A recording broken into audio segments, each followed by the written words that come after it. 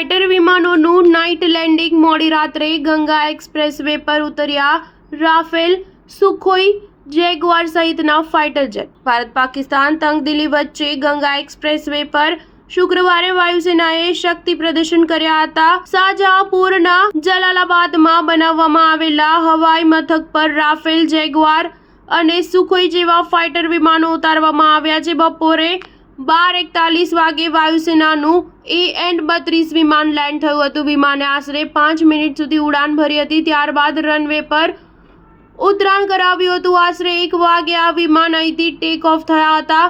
Runway પર વાયુસેનાના helicopter પણ લેન્ડ થયા હતા। ગંગા એક્સપ્રેસવે પર આશરે 1.5 કલાક સુધી ફાઇટર વિમાનોનું હવાઈ પરીક્ષણ થયું હતું। ફાઇટર વિમાનોએ હવામાં કરતબ બતાવ્યા હતા। રાત્રે પણ આ રનવે પર ફાઇટર વિમાનો લેન્ડ થયા હતા। દેશના ઇતિહાસમાં પહેલીવાર કોઈ એક્સપ્રેસવે પર ફાઇટર વિમાનોનું નાઇટ લેન્ડિંગ થયું હતું। કટરા જલાલાબાદ હાઈવે આ લેન્ડિંગ દરમિયાન 3 કલાક સુધી સંપૂર્ણપણે બંધ રખાયો હતો। શાહજહાંપુરમાં ગંગા એક્સપ્રેસવે પર બનેલી એરસ્ટ્રીપ દેશનો પહેલો એવો રનવે છે જ્યાં રાત્રે પણ ફાઇટર પ્લેનનું નાઇટ લેન્ડિંગ શક્ય બનશે। વાયુસેનાના આ એર શોનો ઉદ્દેશ્ય યુદ્ધ તથા આપાતકાલીન સ્થિતિમાં એક્સપ્રેસવેનો વૈકલ્પિક રનવે તરીકે ઉપયોગ કરવાનો છે। ગંગા એક્સપ્રેસવે દેશનો પ્રથમ રનવે છે જ્યાં ફાઇટર વિમાન રાત દિવસ બંને સમયે લેન્ડિંગ કરી શકશે।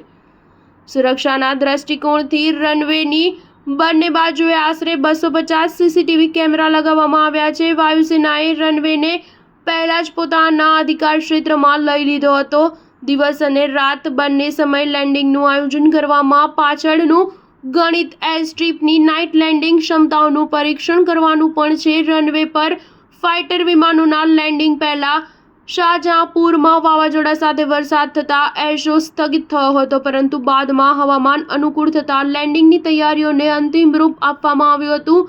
શાહજહાંપુરમાં વાવાઝોડા સાથે મુશળધાર વરસાદ પડ્યો હતો। સ્ટાર ન્યૂઝ 7 હંમેશા સચ્ચાઈની સાથે।